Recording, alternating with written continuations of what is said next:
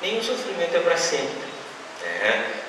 Segundo, na nossa condição humana, todos nós estamos fadados a passar por algum tipo de doença, né? Isso faz parte da nossa existência, e em crianças, basicamente, essa relação com vidas anteriores, ela é muito forte. O que ela fez tão jovem, né, tão pouquinha idade, para passar por isso? Então, entender que esse é um processo de ajuste, e que é importante isso tanto para ela quanto para vocês.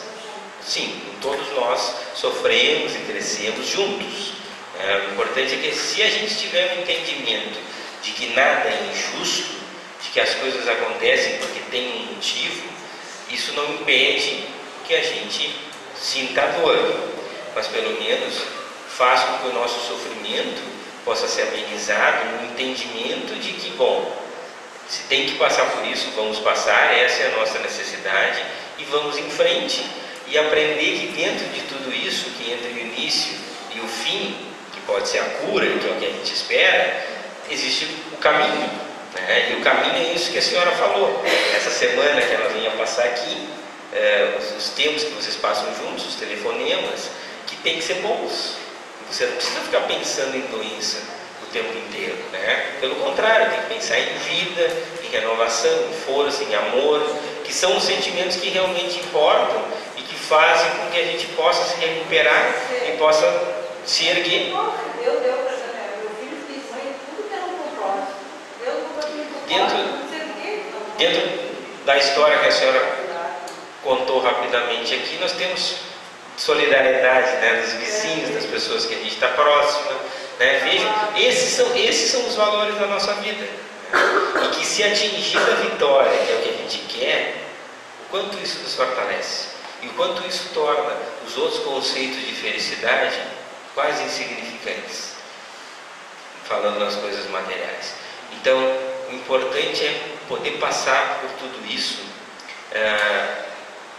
com fé e entendendo que existe um propósito, né? que possa ficar tudo bem.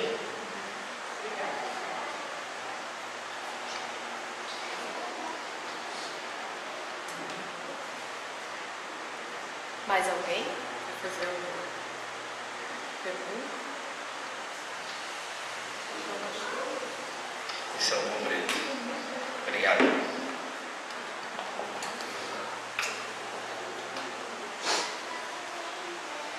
Então, nós agradecemos ao Dr. Fábio pela sua colaboração em torno da temática que lhe foi sugerida, e breve nós lhe convidaremos novamente, né? Uma outra oportunidade, tá bom? Então, agora, para dar continuidade à nossa atividade, né, a gente vai pedir para a Zenir, então, comparecer.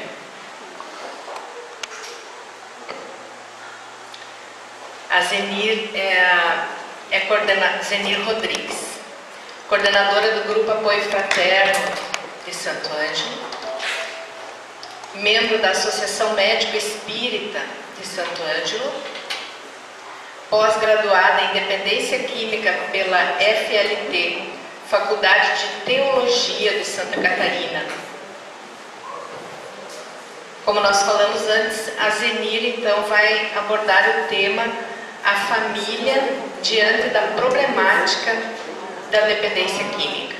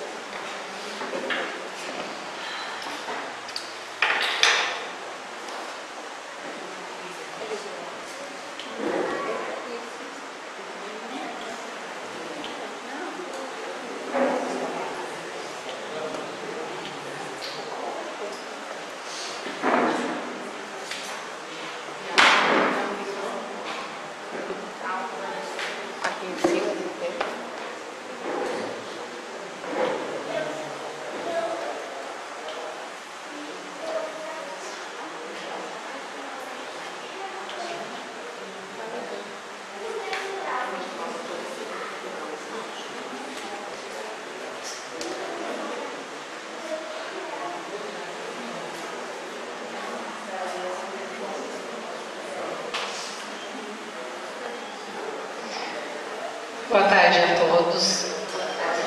Depois de ouvirmos essa belíssima fala do Fábio sobre esse tema tão bonito, né, a vida feliz.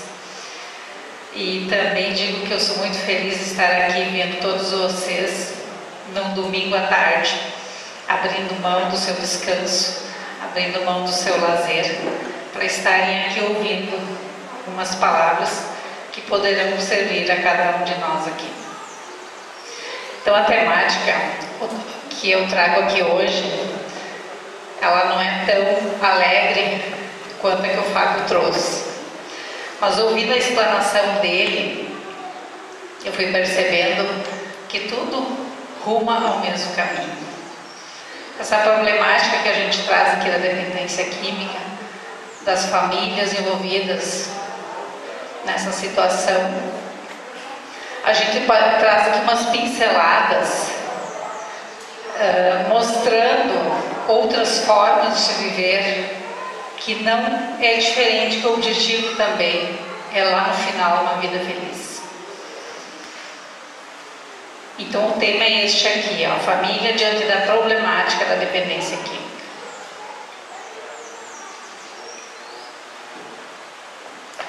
Então nós como cidadãos, a gente se depara todos os dias na mídia, reportagens que a gente lê, jornais, na internet, sobre drogas, reportagens, às vezes documentários sobre Cracolândia, crimes, todos os dias a gente vê também, quando qualquer página que a gente vê ou na televisão, crimes ocorridos por ocasião do uso de drogas. Então isso é muito frequente hoje nas nossas vidas.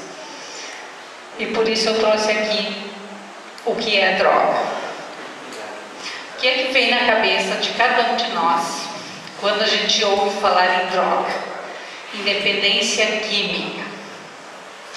Qual é a primeira droga que passa assim, relâmpago na nossa cabeça? Será que é a maconha? O hoje tão difundido o crack, que é o mais conhecido? Normalmente as pessoas logo pensam no crack, menos é o que a gente vê no geral. E aí a gente começa a perceber, conforme o Fábio também já trouxe, que ele deu uma introdução maravilhosa para o meu trabalho aqui, que a gente tem uma ideia de droga apenas daquelas drogas ilícitas. A gente pensa na maconha, na cocaína, no crack, enfim, na sucessão de nomes que se tem hoje por aí. E a gente esquece que nós temos aquelas drogas lícitas que parece que é normal, que é comum, que é o tabaco, que é o álcool, a automedicação, tudo isso ele citou um pouco aqui. E nós nos esquecemos que o álcool é a segunda causa de morte evitável no mundo. Então será que a droga para nós é só o crack? É só maconha? Então nós vamos conversar um pouquinho sobre isso. Então o que é droga de verdade? É toda e qualquer substância natural ou sintética que, quando introduzida no nosso organismo, modifica as funções. Então, qualquer coisa, tudo em excesso, tudo em exagero, tudo que não faz bem, que mexe conosco, é droga. Então, pode ser o álcool, pode ser o tabaco, pode ser maconha.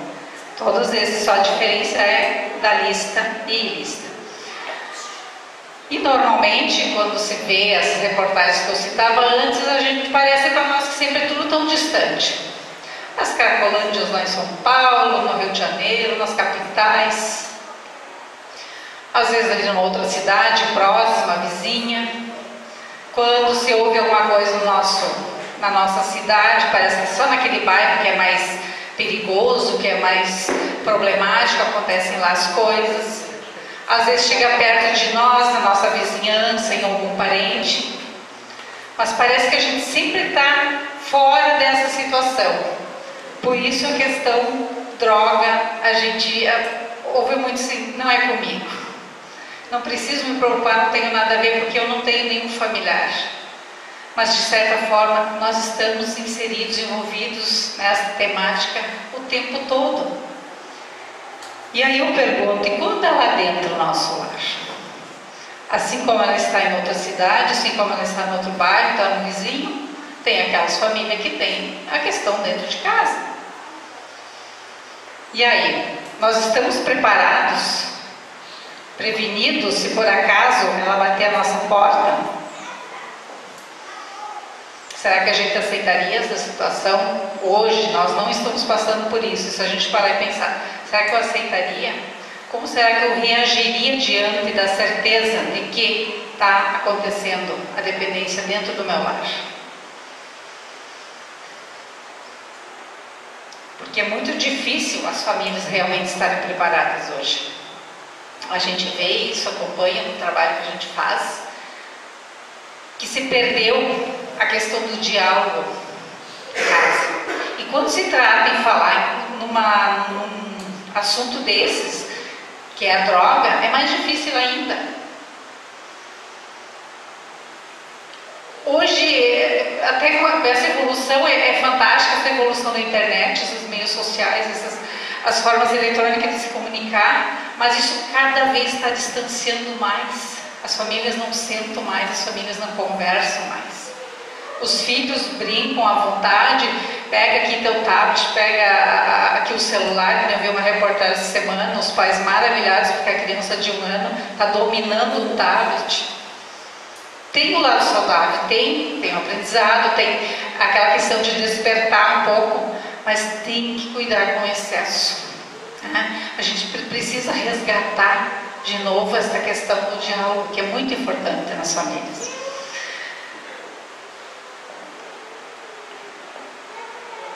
Então hoje eu vim aqui, dando essa pincelada inicial, falar sobre um trabalho do qual eu participo, que nem a Yara já disse, nós temos o apoio fraterno em Santo Ângelo, o mesmo trabalho acontece aqui na casa. E hoje eu estou coordenadora deste grupo, trabalho já há muitos anos. E a gente atende dependentes e codependentes nesse grupo. Só que eu vou trazer para vocês nenhum conhecimento clínico nem nada, eu vou trazer um conhecimento empírico, ou seja, aquilo que a gente vivencia semanalmente dentro do grupo.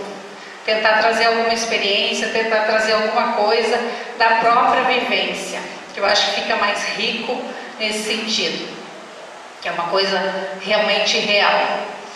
E nós, já dizendo desde já que a gente não tem estatísticas nesse grupo, porque surge normalmente a primeira pergunta assim, qual é o percentual das pessoas que conseguem se livrar da dependência? A gente não tem esse percentual. Nosso grupo, ele não funciona assim. A nossa preocupação é com a recuperação dos dependentes e codependentes, né? A gente não tem estatística, a gente não tem registros nenhum dentro do grupo. Como eu citava, dependente e codependente, talvez alguém aqui não tenha um conhecimento assim tão profundo e pode se questionar o que é um codependente. Dependente todo mundo sabe, é aquele que usa qualquer substância química. O codependente normalmente são os familiares. Eu digo normalmente porque pode acontecer entre amigos, com vizinhos, às vezes até colegas de trabalho. Então é toda aquela pessoa que se deixa afetar pelo comportamento de outra e é obcecada em controlar o comportamento desta. Isso é muitíssimo comum nas famílias, principalmente de pais para filhos, mais ainda normalmente das mães para com seus filhos, que passam a ser obcecados pela vida do filho ou da filha, enfim, né? Deixam de viver a sua vida e passam a querer controlar os passos dessa. Isto é a codependência. E o que é que acontece com esses codependentes? São pessoas que aceitam ser manipulados. Porque aqui pode a pessoa não ter alguém na família, mas é difícil quem não conheça uma pessoa que usa drogas. E deve ter o conhecimento de que todo o dependente químico, ele tem um poder muito grande de manipular. Além de manipular, ele dissimula. Ele convence de tal forma as pessoas que o rodeiam, as pessoas que com ele convivem, que as pessoas não conseguem duvidar ou discutir daquilo que ele forma. E fazem chantagens, fazem todo tipo de chantagem, porque quando a pessoa está no uso da dependência, ela precisa cada vez mais, e precisa de dinheiro, e começam a acontecer coisas diferentes, coisas estranhas dentro de casa, e as famílias começam a perceber.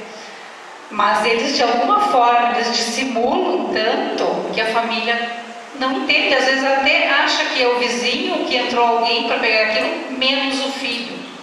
É um poder muito grande. A gente ouve esses relatos das pessoas e a gente fica assim, às vezes estarrecidos. Como pode uma mãe e um pai acreditar nisso? Mas isto é real, isso é a codependência. Eles não querem ver. E as chantagens não é diferente. Eu lembro uma vez no grupo uma mãe, ela tinha ido poucas vezes e ela tinha no início muita dúvida, achava que o filho estava usando, todo mundo já sabia, já tinham alertado ela, e ela sempre naquela questão perguntava a ele, como todo mundo sabe, é a doença da negação. Eles não aceitam, eles não são jamais. Então ela sempre diante do filho tentava conversar com ele, não, ele dizia que não.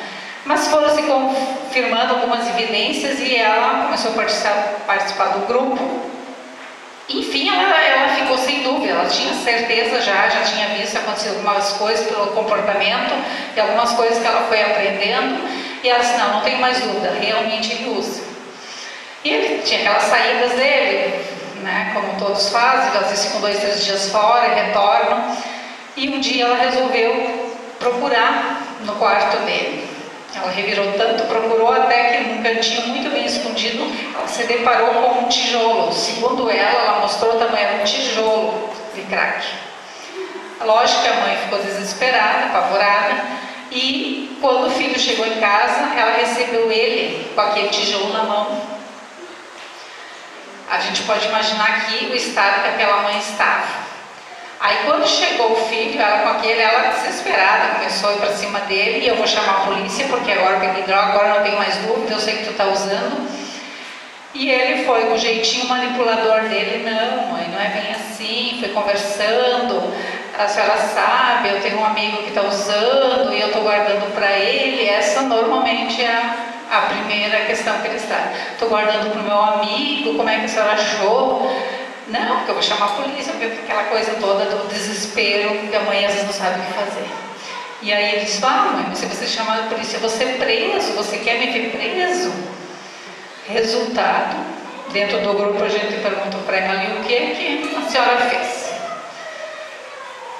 Eu acreditei nele, eu entreguei a pedra para ele, só disse para ele consumir lá de casa, então, para ele devolver para o amigo.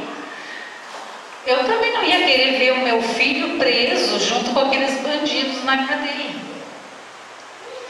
E daí a gente diz, o que dizer para uma mãe dessa? Ao ponto que da doença da codependência, que ela se deixa manipular desta forma. Né? É uma coisa, para a gente ouvindo, parece uma coisa óbvia, tão natural. Né? Mas a mãe não está vendo daquela forma. A mãe de novo acreditou no seu filho, né? Que ele estava ali apenas guardando. Então isso realmente acontece com os codependentes. E tem a outra questão, que são os 3 fatores que realmente são muito acentuados na codependência, que é o comportamento facilitador. Eles gastam dinheiro, pedem mais e mais, e sempre tem alguém que dá.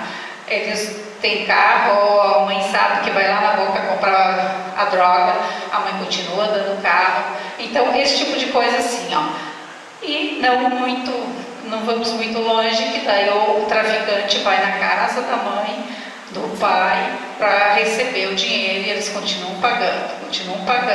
Às vezes, para não querer que o filho saia usar na rua, eles mesmos vão lá na boca atrás e preferem que use dentro de casa, como se isso fosse fazer a diferença. Então, esses 3 fatores aqui justificam a codependência.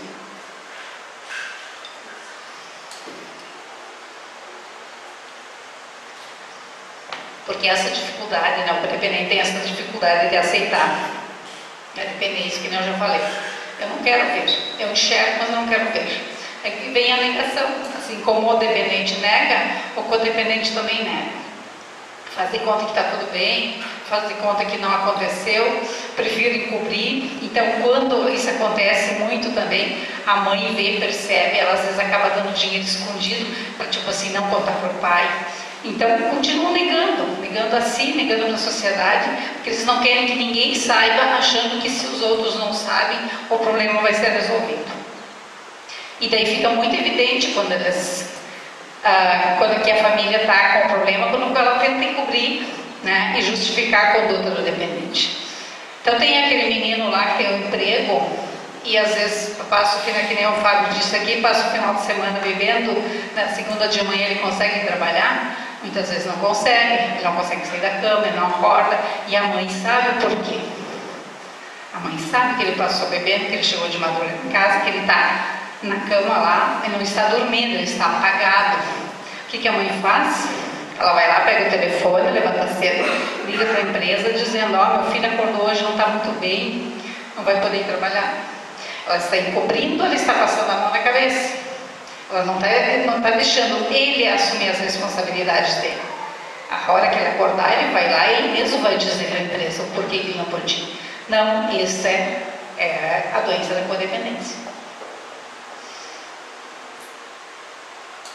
Só que chega aquele momento que as evidências se confirmam, né?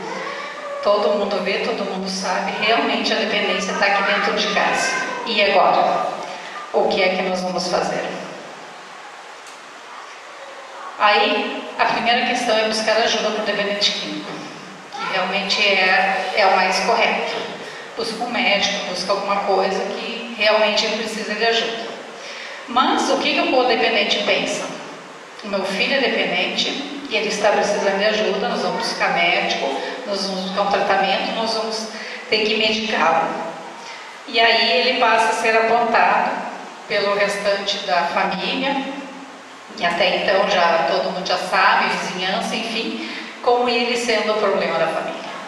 Sempre o dependente é o apontado como como o problema da família.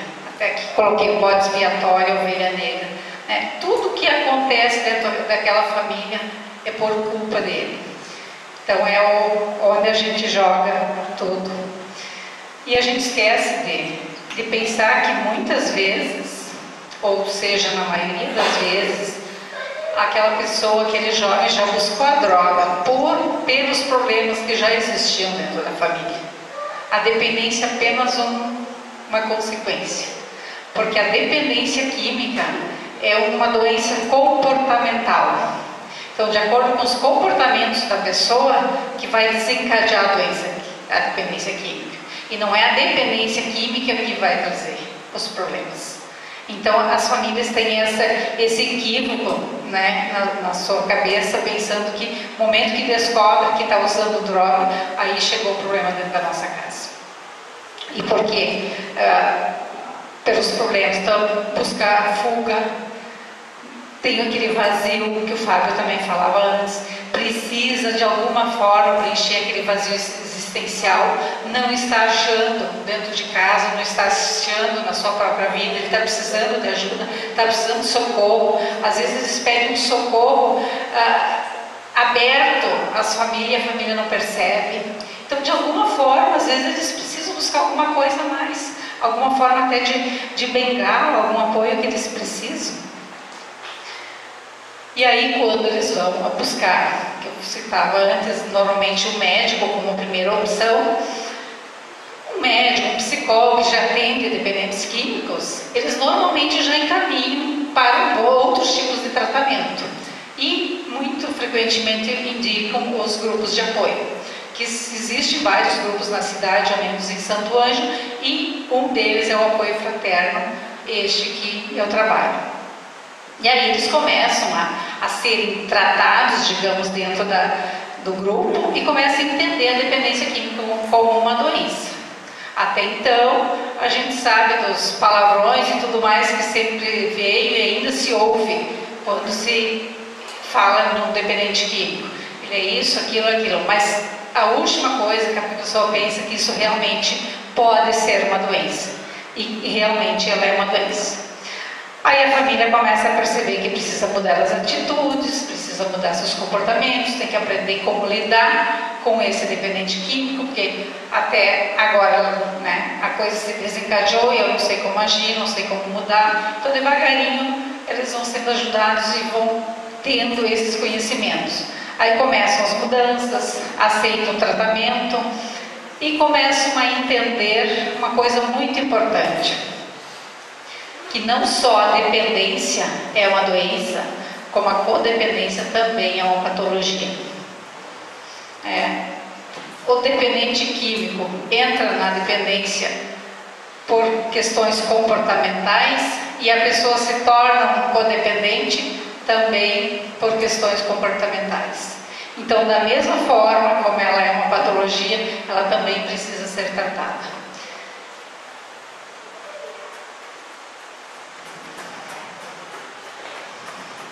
Entender, né, que o problema é de todos e não só daquele dependente para parar de acusar ele lá. E aí surgem as culpas. As pessoas normalmente começam a se culpar muito.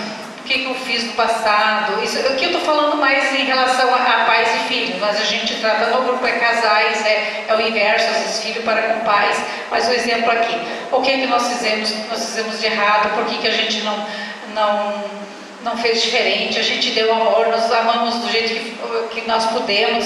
Enfim, surgem aquelas culpas muito frequentes assim, que faltaram bons exemplos. Aí começam a perceber hoje, ouvindo no grupo os depoimentos, o que seria o ideal, e eles começam a olhar para trás, poxa, nós não fizemos esse ideal. Verificam que os valores morais, às vezes estavam adormecidos, que nem eu falava hoje, cada um com o seu celular na mão. Será que a gente conversa com os filhos sobre religião, sobre valores morais, esses valores que não se aprende em escola, que se aprende em casa? Então as pessoas começam a reviver tudo isso. E aí vem a geração de crises. Tanto que a gente trabalha no grupo com esse livro aqui, Capacitando, que o pessoal aqui de Juí também tem. Inclusive a gente tem usado em casa, alguém tem interesse. Ele é um livro muito interessante, não é só para dependentes químicos ou pessoas que têm, serve para qualquer pessoa, isso é para a vida das pessoas. Ele inclusive vem acompanhado de um CD. Esse CD é uma teatralização de um momento do que acontece dentro de um grupo de apoio.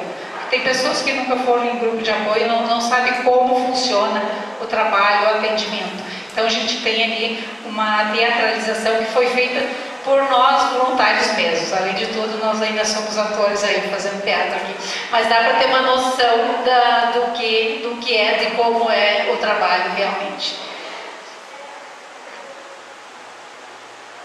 Então, eu queria dizer que dentro desse livro, os 12 princípios, um deles a gente trabalha inclusive a crise, né? Que ela veio muito à tona, porque é necessário se tu gerar a crise para tu sair dessa situação, para você tomar alguma atitude que antes não conseguia tomar. A gente quer um resultado diferente, então nós temos que tomar atitudes diferentes, nós temos que nos comportar diferente do que nós vimos nos comportando até agora.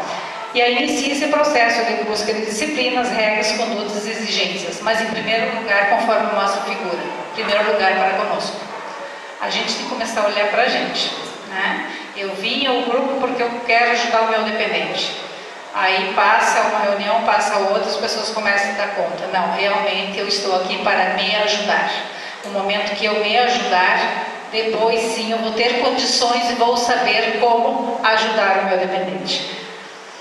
E aí entra a missão do grupo.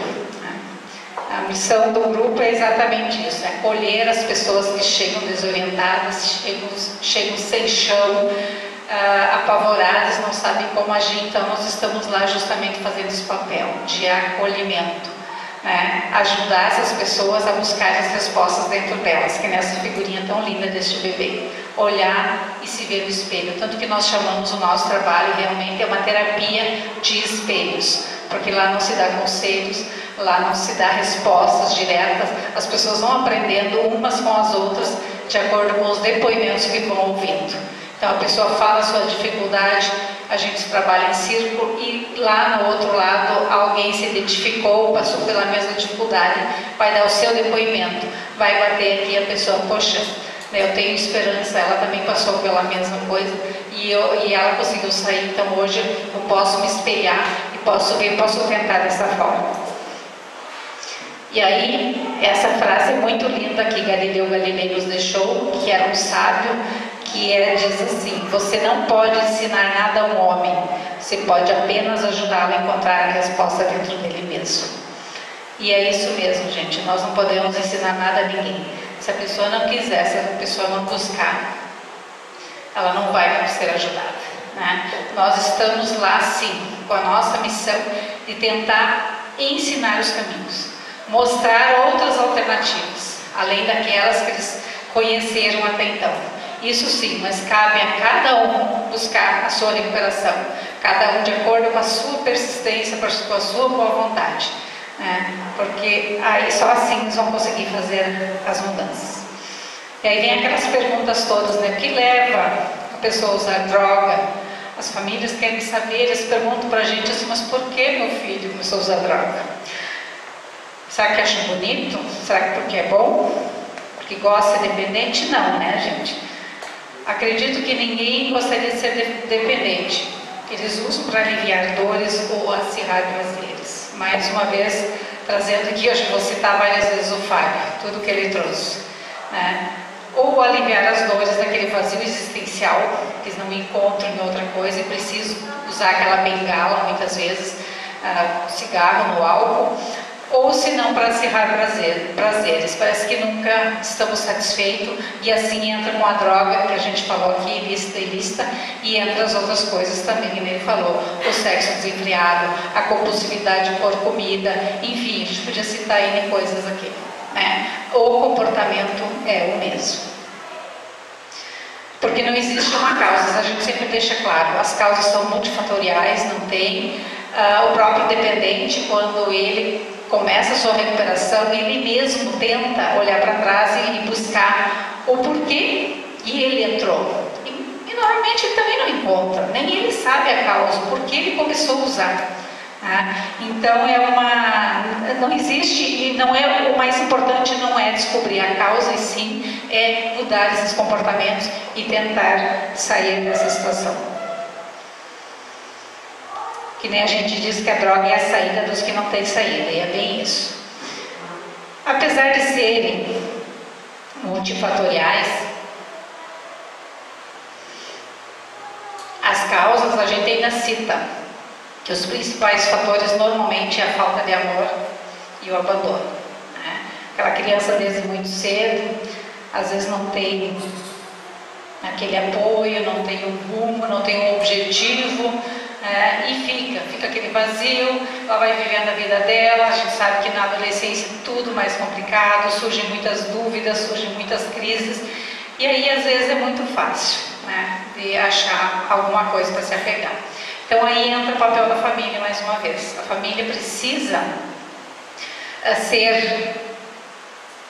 ter o desafio de se tornar este lugar do vazio, né? A família tem que aprender ou reaprender a se tornar esse lugar do vazio, a preencher esse vazio daquele dependente, né? E resgatar isso. De que forma? A gente cita aqui 3: amor, dedicação e aconchego, mas existem outros 7 fatores.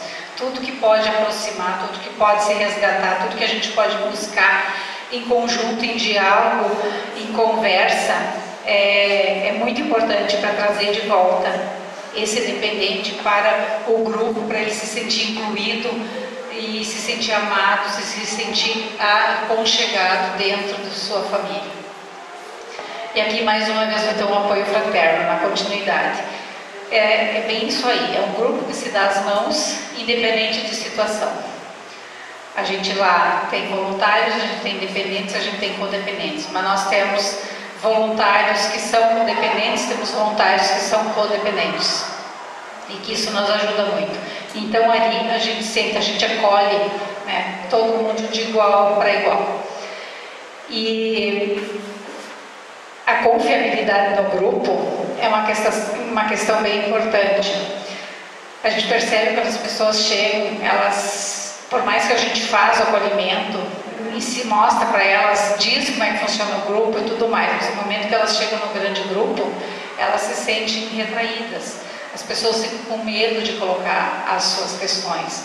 Inclusive, isso é um fator que deixa muitas pessoas de buscar ajuda por vergonha, por medo, porque acham que é só na sua família que está acontecendo. Então, elas chegam no grupo assim, acuadas, né? Será que eu falo? Será que eu coloco a minha dificuldade aqui? Então, essa é uma das funções do grupo. A gente vai acolhendo eles de tal forma para deixar eles bem à vontade, para que eles possam ali colocar suas dificuldades. E o momento que eles ouvem um depoimento, daqui a pouco ouvem outro, do próprio voluntário, que já saiu da dificuldade e hoje já está trabalhando, auxiliando os outros que também querem sair. Então, eles começam a sentir essa confiança no grupo. E aí, de repente, de repente a pessoa consegue falar. No momento que a pessoa consegue falar, aquele primeiro momento, ela já se alivia. E só falando que ela vai poder ter ajuda, porque nós só vamos ter um retorno se nós expusermos o nosso problema.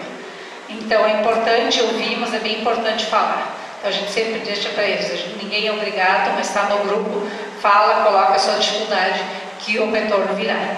Só que isso não é numa reunião, isso, né, tem que ser uma sequência, é uma coisa muito... Não é de um dia para o outro que se faz uma recuperação. Nenhuma doença se cura tão rápida, né? A não ser aquela dor de cabeça, que é um paliativo, a gente tomar um remédio, a minha dor de cabeça passou, só que na verdade a gente não foi ver o porquê que eu estou com dor de cabeça, qual é a causa que está me acometendo e fazer realmente o tratamento para eu não vir a ter dor de cabeça de novo. Isso é mais demorado. E nesse caso aqui, tratar o comportamento da pessoa é mais complicado, é demorado também. E aí tem a questão do voluntariado. Então, todos que trabalhamos no grupo, a gente faz um trabalho voluntário, né? Qualquer local, qualquer grupo de apoio, né? Nós temos conosco a maravilha de sermos estudantes da doutrina espírita. O nosso grupo, o Apoio Fraterno, é o único grupo realmente espírita de autoajuda. Só pode ser voluntário aquele que estuda a doutrina espírita, aquele que tem um conhecimento espírita e faz a capacitação para se tornar voluntário. Não é assim, ó, tenho dependência, eu vim aqui hoje e quero ser voluntário. Não, a gente se capacita para isso.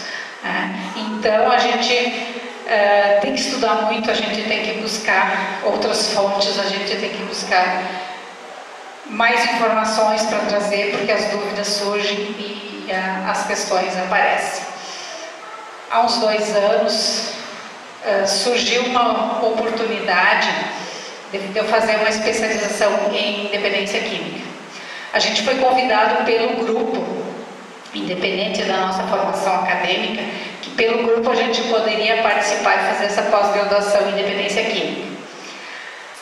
Aí a gente estudou bastante, conversou lá, enfim, decidimos, eu e a colega Ilse, que está aí, vamos encarar.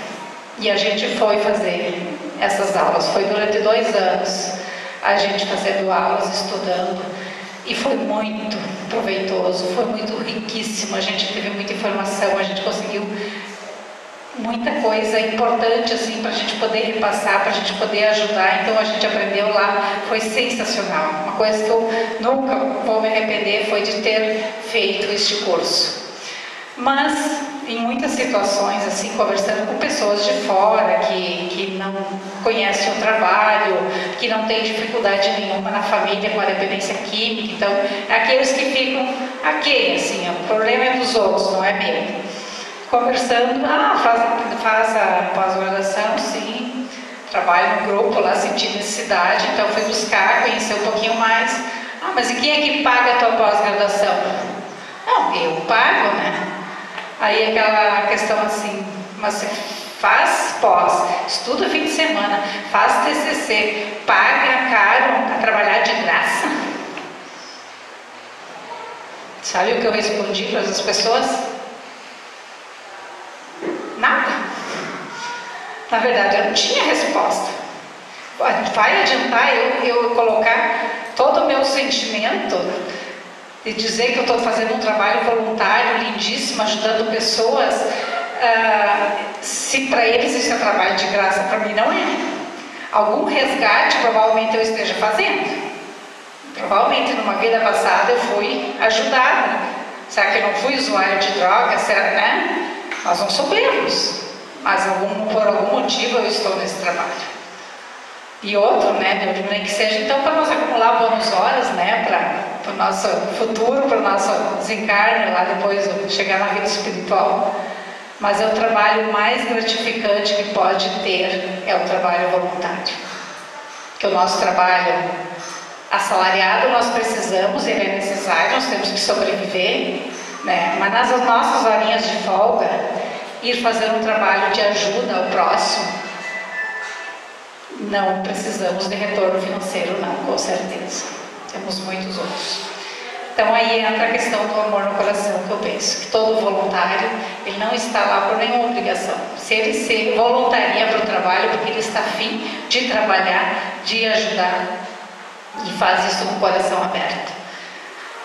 Porque Deus fala através de nós pelo coração, e é bem isso, né? Ele nos infla de misericórdia como quer que auxiliemos alguém. E a gente vai para esse trabalho sempre preparado, sabendo que toda semana tem coisas diferentes, sabendo que toda semana tem outras dificuldades, e nós estamos lá. Termina o grupo, a gente fica no final da reunião entre os voluntários discutindo como é que a gente pode ajudar aquela pessoa, como é que a gente pode fazer na próxima reunião para fazer melhor, para dar uma saída, para ajudar. Então é um trabalho muito, muito rico, muito gratificante. E aqui vocês já puderam perceber que eu não sou uma palestrante, vou deixar bem claro, eu não sou uma palestrante, mas estou muito feliz em trazer para vocês essa coisa real, esse trabalho que eu faço, como eu já disse, é muito gratificante. Que a gente possa receber depois o retorno do depoimento dizendo assim, eu estou bem, eu estou aplicando aquilo que eu aprendi no grupo, então esse já vale a pena. Ou que nem o Fábio disse antes, esse já vale a pena. Se a gente mexer com ele, a gente pode receber no grupo 2 pessoas, pode receber 80, mas às vezes daqueles 80 pode nenhum ser atingido, daqueles 2 poderá, né, César? Daqueles 2, às vezes poderá ser atingido e esse vai se salvar. Então essa é a nossa gratificação, o retorno que esses familiares nos trazem, porque do jeito que eles chegam no grupo, com o passar das reuniões, o depoimento que vem é muito gratificante. Há pouco eu conversava com o César, que trabalha no grupo daqui de Juí. É muito comum, e hoje eu digo, graças às comunidades terapêuticas, elas exigem a presença em grupos de apoio para os familiares visitarem seu dependente na fazenda. Então as pessoas vêm ao grupo, no primeiro momento eu vim aqui para buscar a minha presença. Elas participam do grupo, no final a gente tem realmente o papelzinho lá da presença, se preciso 4 presenças no mês para poder ir na fazenda. Eles vêm com esse objetivo. E a gente, com a nossa boa vontade, força de vontade, a gente vai puxando eles e introduzindo no trabalho, quando, olha, dificilmente passa de 3 reuniões. Aí vem um outro depoimento. Agora eu já estou entendendo que eu preciso estar aqui. Não é mais só por causa do papelzinho, né? Então isso é um trabalho que é muito bonito. Esse trabalho é muito gostoso de fazer. Então como o grupo pode, o codependente pode ajudar, e como nós como voluntários podemos ajudar, é justamente isso, bater na tecla da disciplina. O nosso trabalho ele é focado na disciplina. Tudo é muito disciplinado, desde horário. Nós fechamos a porta, lá começa às 19 horas, aqui às 19h30. 19 horas nós chaveamos a porta. Não importa se chegar depois, se bater, se chamar, nós não vamos abrir a porta. A doença química, a dependência química é uma doença da falta de limites de disciplina. Então, se nós formos indisciplinados no grupo, nós vamos estar sendo coniventes com eles que nunca tiveram disciplina. Quem tem disciplina no correr da vida, já é mais difícil entrar. Então, nós precisamos ter. Então, acontece que as pessoas dizem, mas dentro de uma casa espírita, onde se fala em caridade, e vocês são tão rígidos. Agora aconteceu a questão de 2 ou 3 semanas, uma codependente, mas ela é uma daquelas boas codependentes, porque ela veste a camiseta de codependente em relação a um irmão que é alcoolista. E ela trouxe isso para o grupo. Ela não ia se afastar, que ela nem, eu acho que não ia mais continuar, porque são muito rígidos. Ela foi visitar o irmão na fazenda, e lá ela viu que eles são muito rígidos lá, porque nunca tiveram disciplina, nem ela, nem o irmão, muito menos o irmão que é alcoolista. E aí ela achou que eles estavam cobrando demais. Não passou mais de 2 semanas, ela não deixou de ir ao grupo, ela retornou e agora o depoimento dela foi totalmente o contrário. Agora eu vejo por que eu preciso estar aqui. Agora eu vejo por que vocês têm essa disciplina toda. Vocês falam as coisas aqui com propriedade, ela disse. Com propriedade. Então isso é outra coisa que a gente tem que cuidar muito. Não é fácil ser um voluntário. A gente tem que cuidar muito do que a gente diz e como a gente coloca as questões. Porque é bem complicado. Porque as pessoas já estão nessa desorganização toda. Então se elas ouvirem um dia uma coisa, outro dia outra, não. A coisa tem que ser certa. E é assim que a gente trabalha, né? Nessa disciplina, nessas regras. E também tem a questão da empatia. A gente precisa, sim, como voluntário, se colocar no lugar do outro. Agora, nós não podemos, por isso, sofrer pelo outro. Quando a gente começa esse trabalho, é complicado, gente. Eu saí as primeiras vezes, assim, arrasada. Era muito difícil. Eu dizia, meu Deus, que trabalho pesado. A gente tem um momento, um segundo momento, depois da espiritualidade, que a gente divide o grupo. São 2 ambientes, dependentes e codependentes. Então, principalmente quando eu ia no grupo dos dependentes químicos, eu saía de lá muito pesado. Eu absorvia tudo aquilo, aqueles depoimentos pesados que eles trazem, assim, e a gente vai se moldando, né? A gente vai entendendo, se trabalhando, que a gente não pode, a gente tem que ser empático com o problema do outro, mas também não posso absorver e não posso sofrer pelo outro. Assim como eu não posso fazer pelo outro, não, de nada vai resolver eu fazer pelo outro. E a família, ela pode ser um fator protetor ou um fator de risco, né? Então, às vezes a gente ouve, essa semana ainda eu li uma coisa no jornal, né? A família como fator protetor dependente químico, entre aspas, né? Ela é um fator protetor quando a família está tratada. Quando a família não está tratada, ela é sempre um fator de risco. Porque ele puxa, mesmo que seja inconscientemente, que nem a gente falou, não tendo disciplina, passando a mão na cabeça. Então, inconscientemente, ele está mantendo, ele está financiando a dependência daquela pessoa usuária. Então, por isso é muito, muito importante, quem tem algum problema, quem conhece alguém que tenha, precisa se tratar, a família junto com o dependente. Então, os fatores de risco, também adiantado na hora aqui, poderíamos citar muitos fatores de risco, que são manter os mesmos comportamentos, a família acaba frequentando os mesmos lugares, encontrando os mesmos amigos, continua com aqueles conflitos que já provavelmente impulsionaram o dependente a usar droga, a família está com aqueles mesmos conflitos familiares, não muda, convidam para a festa, o dependente vem para casa da fazenda numa ressocialização após 5 meses, o tratamento numa comunidade terapêutica são 9 meses, aos 5 meses de tratamento ele faz a primeira ressocialização, ou seja, ele sai 1 semana para ficar com a família. O que a família não tratada fazia? Hoje não faz mais porque fazia uma festa, recebia o seu dependente, uma festa regada a cerveja e tudo mais. Então, é um fator de risco. O que ele está fazendo? Convidando ao dependente a recaída naquele mesmo instante. E normalmente recaía. E hoje, então, a família tratada não faz mais isso, não. Ele está lá se tratando, ele não está fazendo festa, ele não está numa comunidade de férias. Então ele vem para casa, ele vem para a gente conversar e para a gente conseguir continuar com essa disciplina que ele tem lá dentro. E a própria oferta de drogas, que eu dizia, na festa, dentro de casa, na geladeira, tem cerveja, tem vinho, tem não sei o que mais. Então, isso é na minha concepção.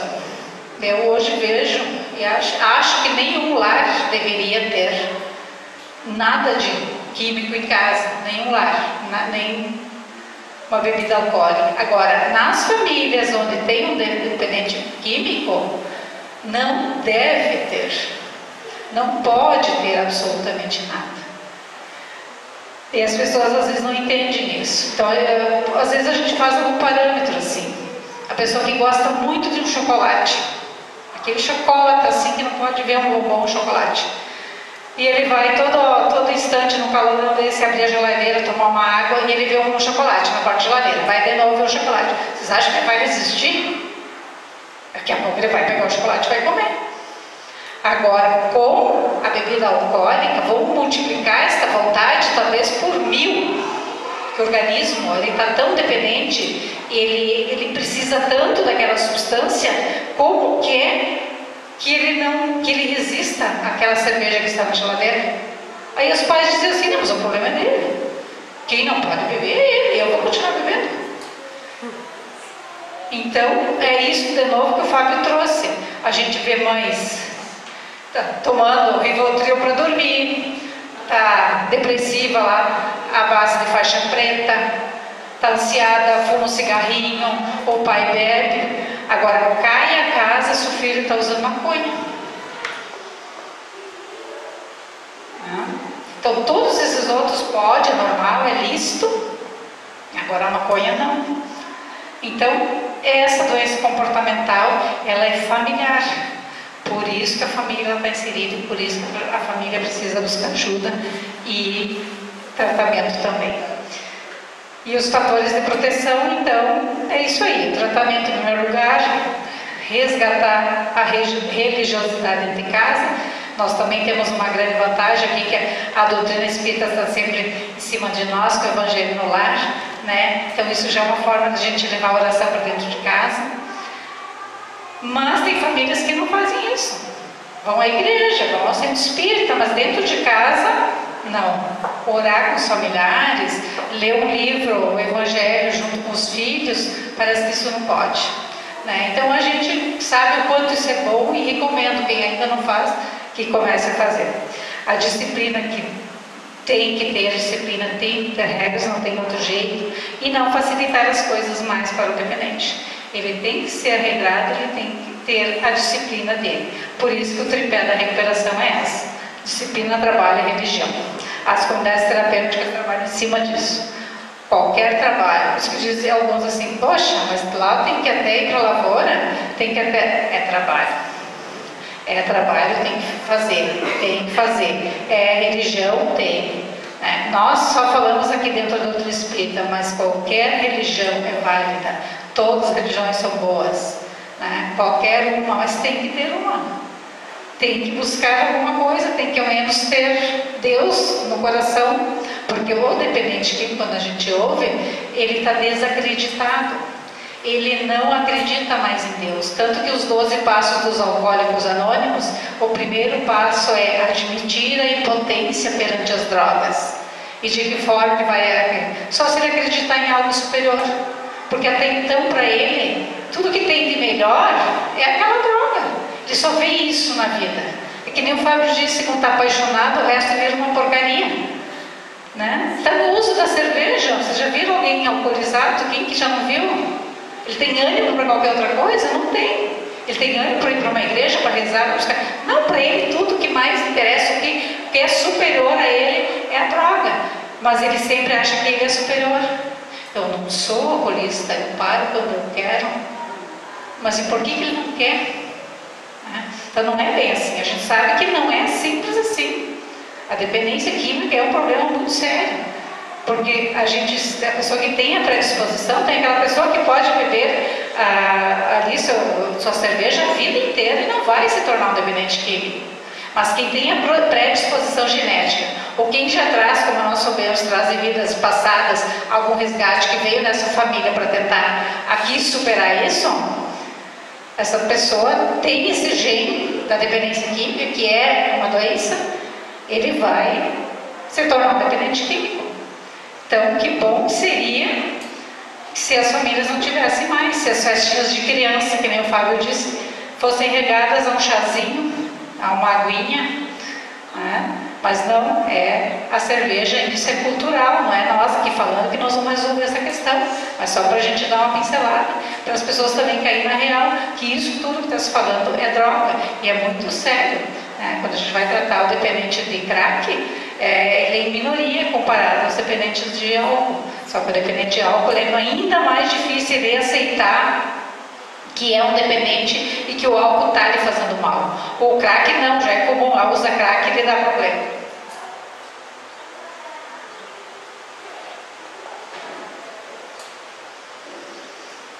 Então, estamos repetindo aqui que a codependência ela pode fazer agravar um problema, por isso tem que ser tratado, tem que dizer não, dizer para o seu dependente, olha, eu te amo, mas não amo a tua atitude, eu quero você, mas eu quero você sóbrio, eu quero você tratado. Então, esses nãos têm que aparecer para que o codependente consiga ter sua vida própria. Ele tem que começar a olhar para si, né? Ele tem que fazer essa reconstrução. Buscar lá dentro forças, que também não é fácil, e não quer dizer, eu não vou largar de mão meu dependente, mas primeiro eu preciso me fortalecer. Como que nós vamos ajudar um outro se a gente está fragilizado? Um dia, uma mãe também já estava tratada em outro grupo, ela chegou conosco assim, já com conhecimento, a gente já percebia que ela já estava bem tratada. E um dia no depoimento dela, ela disse assim: graças à dependência química do meu filho, hoje eu sou uma outra pessoa. Gente, ouve aquilo, parece, poxa, gostou do filho, então. Graças à dependência química do meu filho, ao crack, hoje eu sou outra pessoa. Me transformei totalmente. Eu era uma pessoa assim, começou a citar. Hoje não. Hoje eu dou valor para as pequenas coisas. Hoje eu vejo tudo que é importante. Hoje eu tenho uma vida saudável e graças ao meu filho também. Ele saiu da dependência, está sóbrio, e nós dois reconstruímos a nossa vida. Então, é aquela crise que a gente fala que às vezes precisa vir para a pessoa, né, poder dar esse up e sair da dificuldade. Então, os tratamentos, se nós olharmos aqui, todos esses tratamentos aqui, a gente olha que são tratamentos para dependentes químicos, mas eles servem também para os codependentes. Todos eles são válidos. Terapia, eu uso de medicação aqui, já coloquei com prescrição médica, né? Por favor, sem automedicação, que daí não é tratamento. Então, qual é a finalidade mesmo do tratamento da dependência química e da codependência? É parar de beber, que nem a gente diz, o bêbado seco, ele simplesmente fechou a garrafa e não bebe mais. Mas ele está ali, em cima do muro. Não mudou o comportamento, ele não mudou as atitudes. Qualquer motivo, seja uma alegria, seja uma tristeza, é muito fácil abrir a garrafa de novo. Então, a função do tratamento não é fazer parar de beber, parar de usar a droga. Porque para usar, até que eles dizem que é razoavelmente fácil. O problema é se manter e o mais difícil é não voltar a usar. Esta sim é a persistência que eles têm que ter, porque é um tratamento para o resto da vida. Não existe dependente químico, não existe cura para a dependência química. Existe o tratamento, existe a recuperação. Nós gostamos mais do termo de recuperação, tratamento parece que fica mais a nível médico assim. A recuperação, mas eles têm que ficar na vigília o resto da vida. Então, se eles não mudarem os comportamentos, será que eles vão conseguir se vigiar para não recaírem? Então, a finalidade é tratar a desorganização desses indivíduos, que seja seu transtorno de conduta, em seus aspectos comportamentais, emocionais e espirituais, ou seja, pegá-los pelo coração. Né? O propósito final é proporcionar a transformação do estilo de vida do ser humano, construindo estilos mais saudáveis, auxiliando na construção de uma identidade cristã, cidadã. Então ali a foto, a gente é visível, vê que é de um dependente de crack, provavelmente, mas o codependente também pode se colocar nessa situação. Porque o que acontece com o codependente? Quando acontece essa situação da dependência, ele se retrai, ele entra em depressão, ele se recolhe e ele se joga na cama lá como uma vítima, como um coitadinho. Então isso que a gente procura fazer no grupo. Voltar, que ele tenha a sua identidade cristã, que seja aquela pessoa alegre e feliz com uma vida própria novamente. Então, o melhor antídoto mesmo para o vício, ou seja, a receita que a gente tem principal, é a família aberta, amorosa, engajada espiritualmente, e que pega junto, que trabalha junto. E não importa para nós aqui o estilo de família, porque até muito tempo nós tínhamos para a família, para nós era pai, mãe e filho. Hoje a gente sabe que tem muitos estilos de família, nós temos que considerar aqui todos. Ninguém está aqui para julgar ninguém.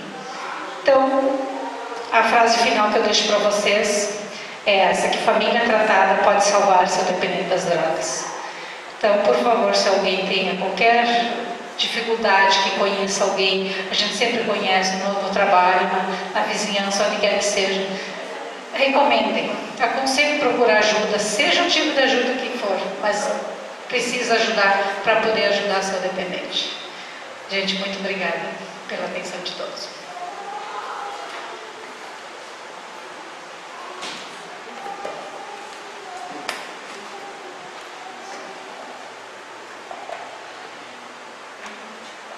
Nós é que agradecemos, Zenir. E o João já veio? Tá. Mas vamos deixar o João descansar um pouquinho, né? E se alguém tiver alguma pergunta para fazer para Zenir, ou quiser também colaborar, né? Falar alguma coisa em torno do tema que ela nos trouxe, sinta-se à vontade.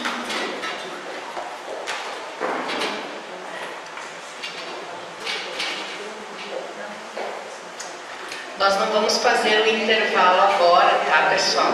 Para otimizar o tempo, vamos deixar para o final, daí a gente faz um lanche com todos, né? Depois que terminar a atividade.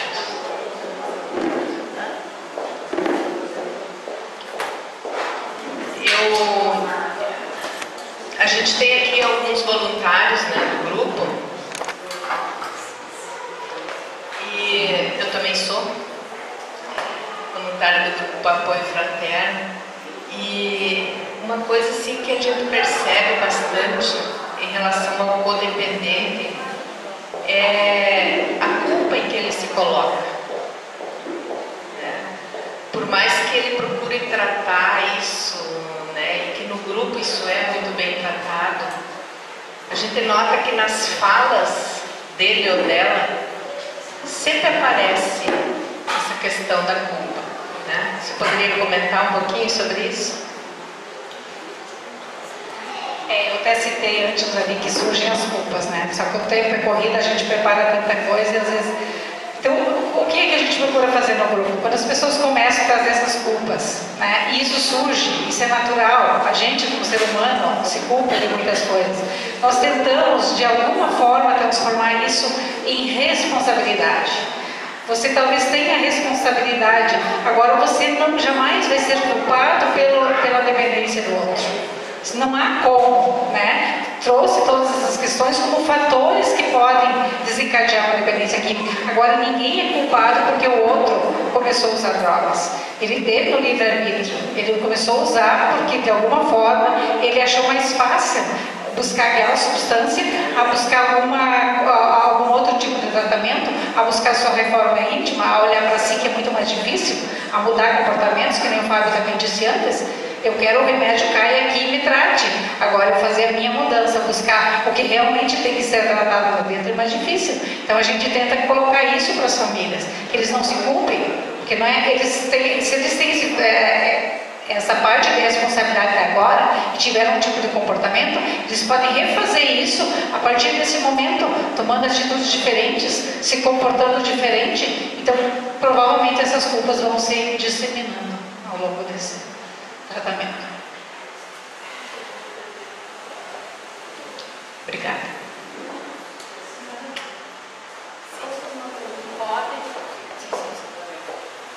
E a senhora falou que não existe cura para o dependente químico dentro da visão da doutrina espírita. E, por exemplo, a gente sabe que tudo que a gente ingere, pensa, fica registrado no nosso corpo espiritual.